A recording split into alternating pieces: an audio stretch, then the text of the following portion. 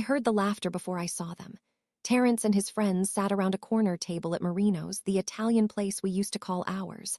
I was running late from work, still in my blazer and heels. When I walked closer, one of his friends said something that made them all laugh harder. Then I heard Terrence's voice clearly. "Man, she saw my salary and locked me down fast." Another voice chimed in. "Smart woman. She knew stability when she saw it." Terrence grinned. "She's comfortable, trust me." My stomach twisted. I stood frozen near the entrance, my purse digging into my shoulder. Comfortable. The word echoed in my head. I paid for our entire wedding. I cleared his credit card debt before we even got engaged. And now he was sitting here letting his friends believe I married him for money. My hands shook as I forced myself to walk forward. None of them noticed me yet.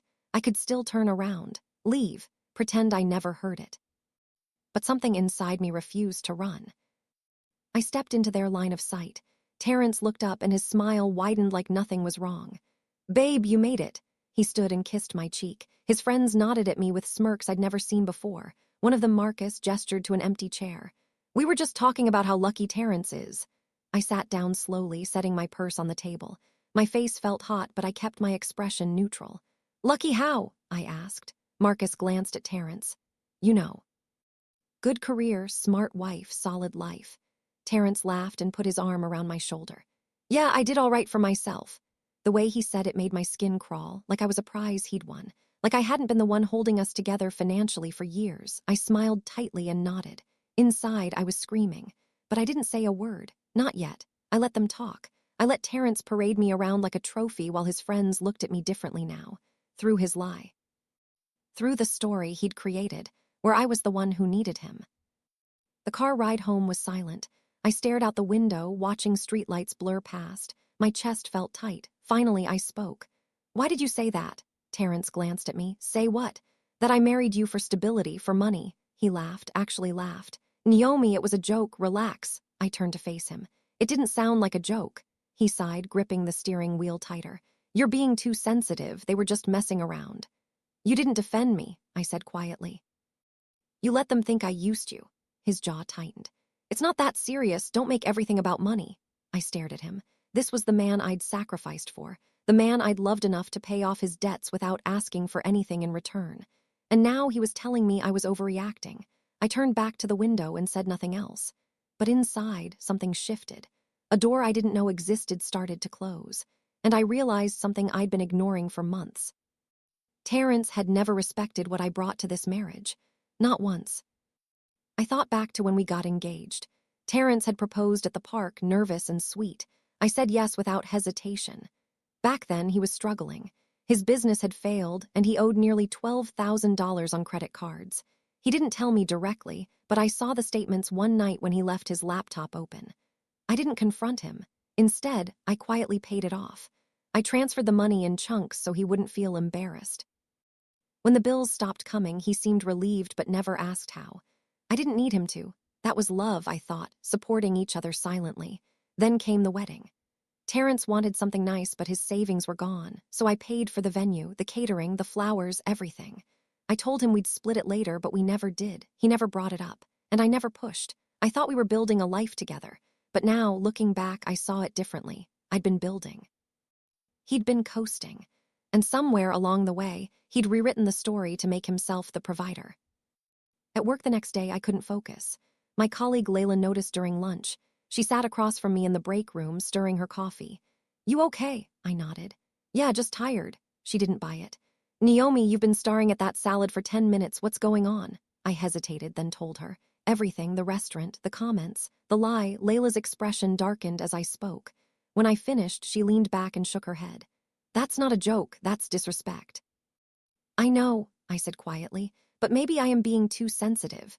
"No," Layla's voice was firm.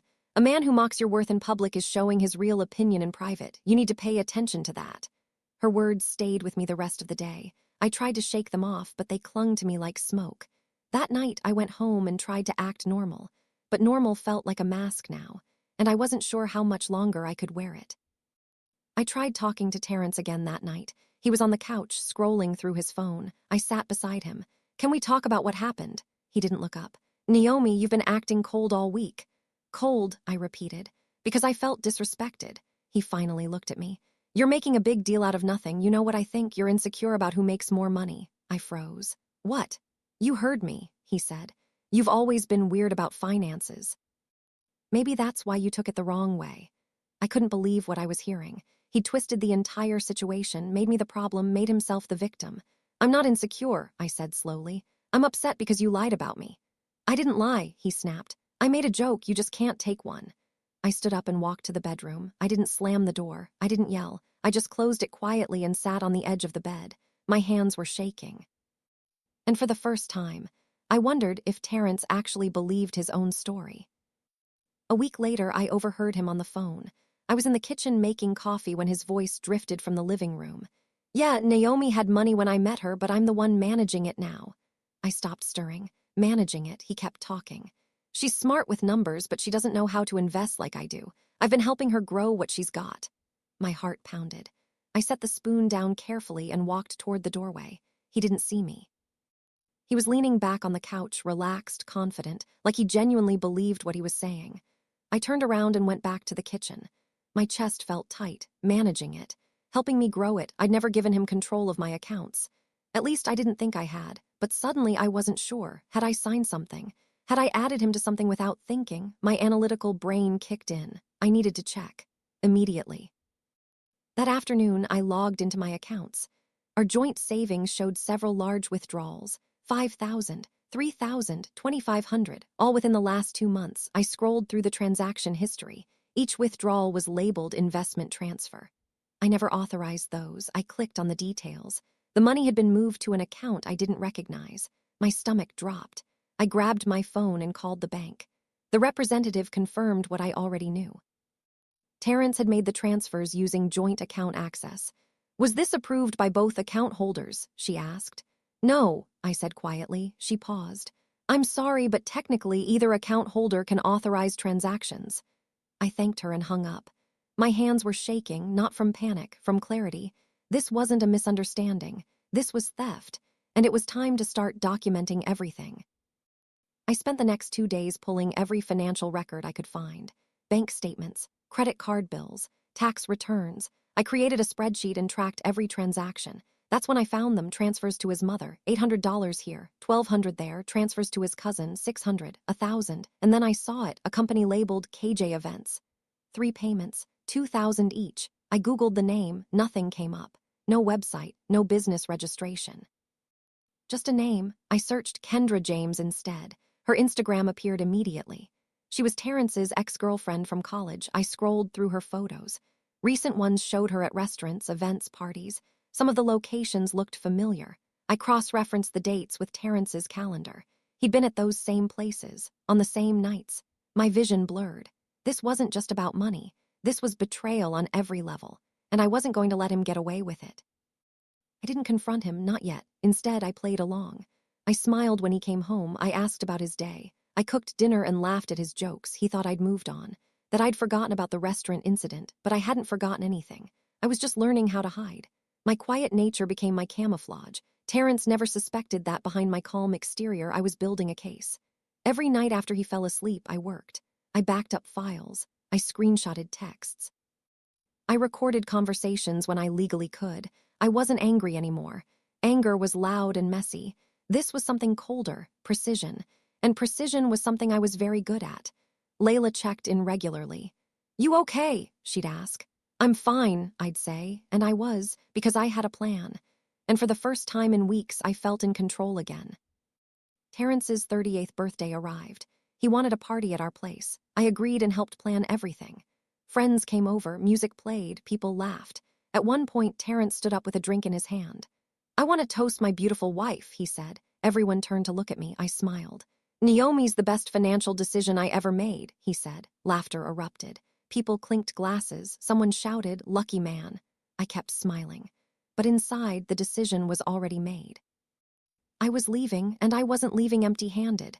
When the last guest left, Terrence hugged me. Thanks for tonight, babe. You're amazing. I hugged him back. You're welcome. That night, I lay awake staring at the ceiling. My wedding ring felt heavy on my finger, but soon it wouldn't be there at all. The next week, I met with a lawyer. His name was Mr. Clements, and he came recommended by Layla's sister. I sat in his office and explained everything. The debt I paid, the wedding I funded, the withdrawals Terrence made without my knowledge. Mr. Clements listened carefully, taking notes. When I finished, he leaned back in his chair. You paid for 90% of your marital assets. Yes, I said. And you don't have a prenup. No, he shook his head. That's unfortunate. But we can still build a case. Do you have documentation? I pulled out a folder. Inside were printed statements, receipts, emails, screenshots, everything. Mr. Clements flipped through the pages, his eyebrows raising. This is thorough. I'm a financial analyst, I said. I know how to track money. He smiled slightly. Then let's make sure you get what you're owed. We spent the next hour creating a strategy. By the time I left his office, I felt lighter. This wasn't revenge. This was justice. I backed up everything onto an external drive. Every document, every email, every receipt. I labeled the folder Freedom and hid the drive in my desk drawer at work. At home, I acted normal. I cooked, I cleaned, I smiled. Terrence never suspected a thing. One night, he asked if I wanted to go through our finances together. Just to make sure we're on track, he said. I agreed. We sat at the kitchen table with my laptop. I pulled up a fake version of our accounts. One I'd created specifically for moments like this. It showed joint savings, but not the private accounts I'd already moved money into. Terrence nodded along, satisfied. Looks good, he said. See, we're doing fine. I smiled. Yeah, we are. But we weren't. And soon he'd realize just how not fine things really were. Terrence invited his family over for dinner. His mother, his younger brother, and his aunt. I cooked everything from scratch.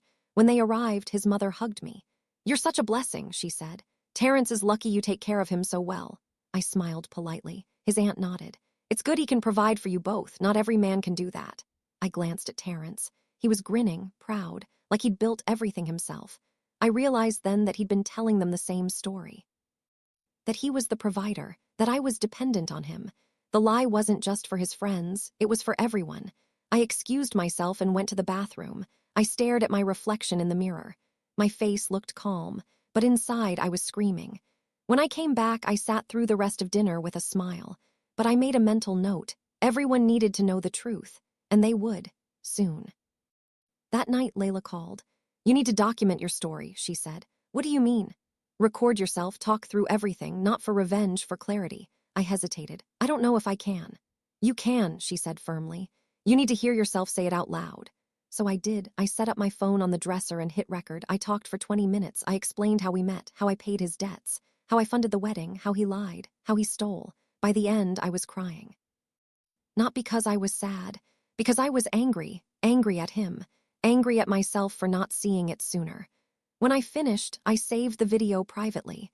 I didn't know it then, but that recording would become something more, something that millions of people would eventually watch, but for now, it was just mine. My truth, my voice. I told Terrence I wanted to review our joint investments. He looked surprised. Why?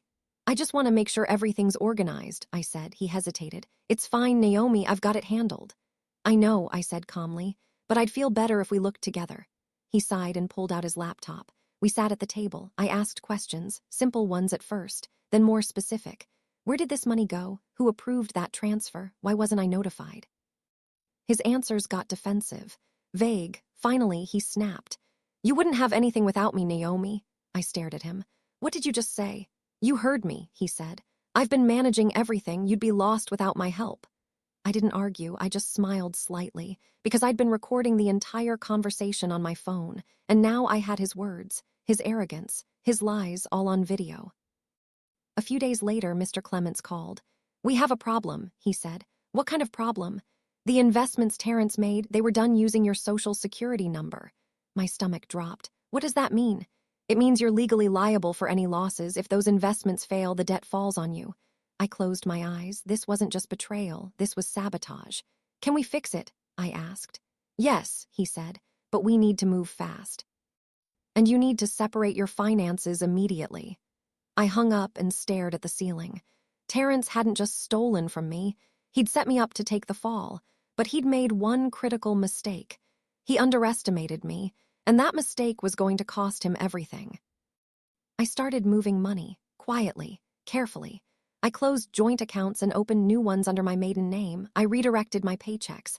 I transferred assets into a trust. Every move was calculated, legal. Terrence didn't notice. He was too busy posting photos of his new watch online, showing off at dinners, playing the role of successful husband. Meanwhile, I was dismantling the financial structure he thought he controlled. It took 2 weeks. By the end, every dollar I'd earned was protected, locked away where he couldn't touch it. Mr. Clements reviewed everything. "You're clean," he said. "If he tries anything now, he's only hurting himself." I nodded. Good, because the next phase was about to begin, and Terrence had no idea what was coming. I dug deeper into KJ events. It wasn't just fake invoices. It was a shell company.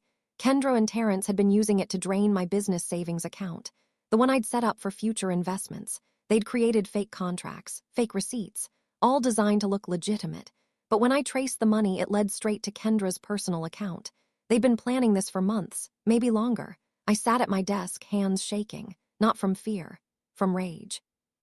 They thought they could steal from me, erase me, walk away with everything I'd built, but they'd forgotten something. I was a financial analyst. Numbers were my language, and I just found every receipt, every transfer, every lie they'd tried to hide. I saved everything, printed copies, backed it up in 3 places. Then I called Mr. Clements.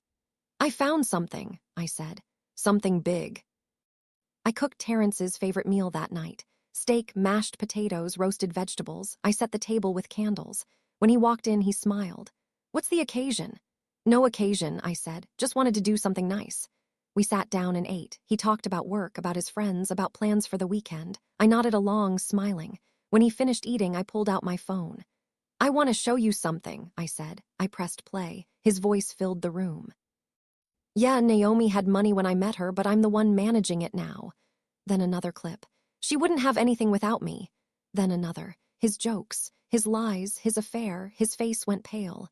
"Naomi, where did you—" "You forgot who paid for your dreams," I said quietly. Then I stood up, grabbed my coat, and walked out. I didn't look back. The next morning, Terrence was served with divorce papers and a lawsuit, misappropriation of funds, fraudulent transfers, tax evasion. Mr. Clements had built the case carefully. Every charge was backed by documentation. By the afternoon, Terrence's accounts were frozen. His lawyer called mine. They wanted to negotiate. Mr. Clements laughed. "Tell them no." Terrence called me 17 times that day. I didn't answer. He sent texts, apologies, explanations, threats. I blocked his number. By the end of the week, his confident smirk was gone, and mine had just appeared. Terrence's friends stopped calling him. Kendra deleted all her social media. His business partners distanced themselves. His mother called me, begging, "Please, Naomi, be reasonable." I stayed calm. "I already was," I said, then I hung up. The case moved quickly. Terrence tried to fight it, but the evidence was overwhelming. His lawyer advised him to settle. He refused at first. But when the tax charges escalated, he had no choice. I won everything. The business, the savings, the damages. And Terrence, he was facing criminal charges, living with his mother again, exactly where he started. When the court filings became public, the story spread. Local news picked it up, then bigger outlets. "Woman exposes husband's financial fraud." People reached out. Friends I hadn't spoken to in years, colleagues, strangers. Everyone wanted to know how I stayed so calm. I didn't have an answer. I just did what I always did. I analyzed. I planned. I executed. Terrence's reputation collapsed. Mine grew stronger. And for the first time in years, I felt like myself again. I moved into a new apartment, top floor, city view. I furnished it slowly, carefully, every piece chosen by me. For me, one afternoon, Mr. Clements called. "Final judgment came through," he said. "You're awarded full ownership of the business, plus damages." I smiled. "Thank you." "You earned it," he said. I hung up and stood by the window. I was wealthier now than when I'd married Terrence. And he was facing charges. It wasn't revenge, it was balance.